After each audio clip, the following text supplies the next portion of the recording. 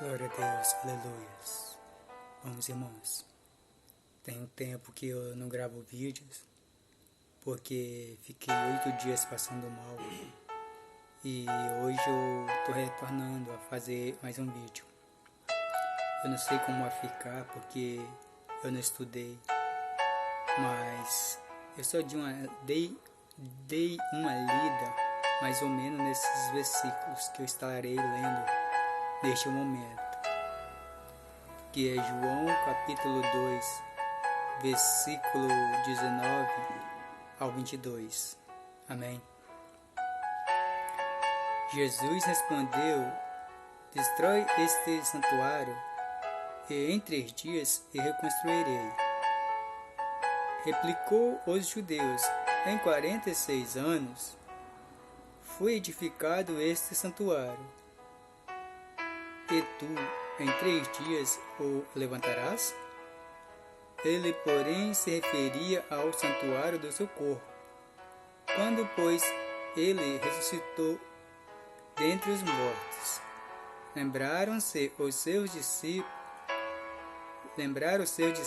de que ele dissera isto e creram na Escritura e na palavra de Jesus. Glória a Deus, aleluia. Vemos que esse capítulo 2 de João é um contexto muito interessante, que logo no início que Jesus foi à boda de Canaã, foi convidado para ir à boda de Canaã. E quando acabou o seu vinho, a mãe dele chegou para ele e perguntou para Jesus o que deveria fazer. Jesus, porém, falou: mulher, ainda não é o meu tempo. Então a mulher falou com os serventes e pegasse e fizesse o que Jesus mandasse. Porém Jesus mandou os serventes encher as talhas e transformou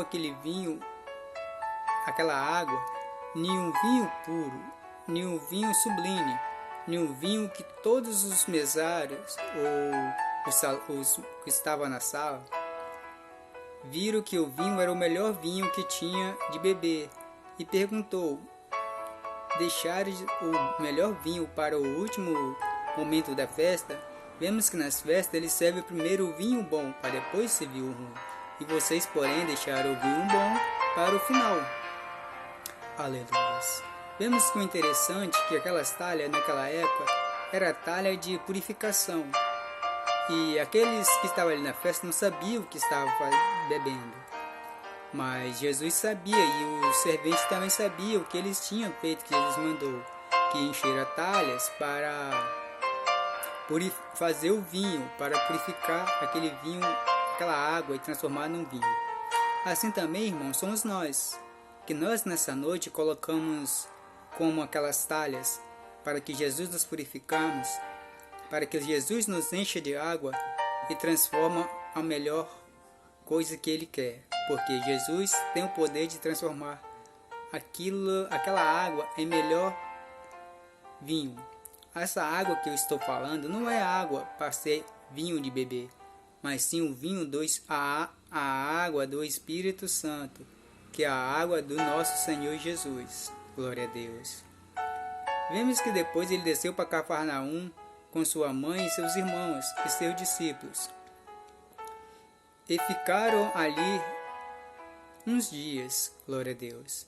Porém chegou a hora de Jesus purificar o templo, onde havia os mercadores vendendo, antes da Páscoa, muitas coisas ali naquele templo. Então Jesus entrou e destruiu tudo, e falou que eles estavam fazendo casa do pai dele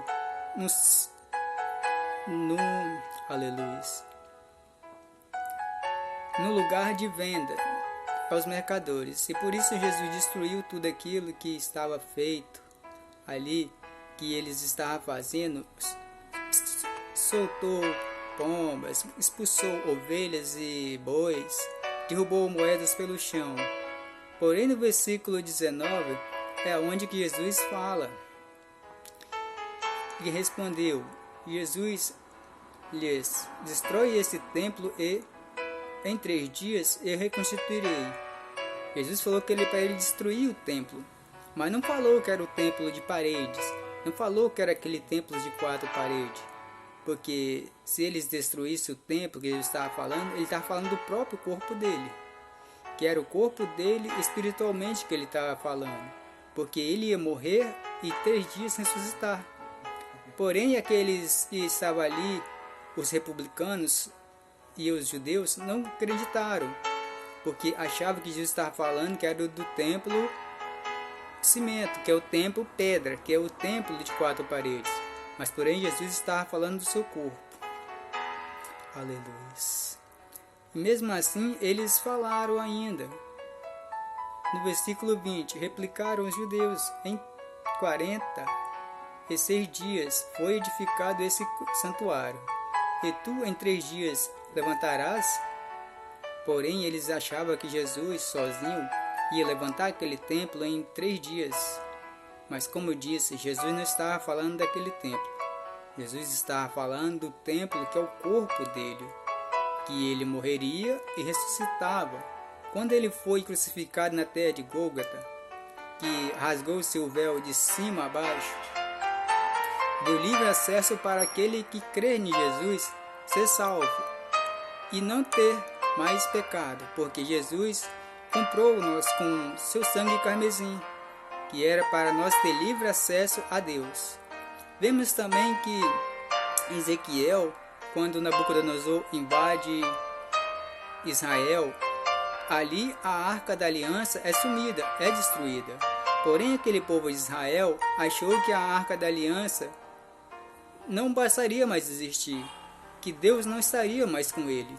Mas quando Jesus morreu e rasgou o seu véu e abriu o caminho para que todos nós tivéssemos acesso à liberdade a Deus, vemos que a Arca da Aliança ali, que antigamente era a presença de Deus, não existiria mais, mas sim a Arca da Aliança existe dentro de nós, que é o nosso coração, porque se nós crer, a presença de Deus sempre está conosco, e o Espírito Santo sempre habita conosco.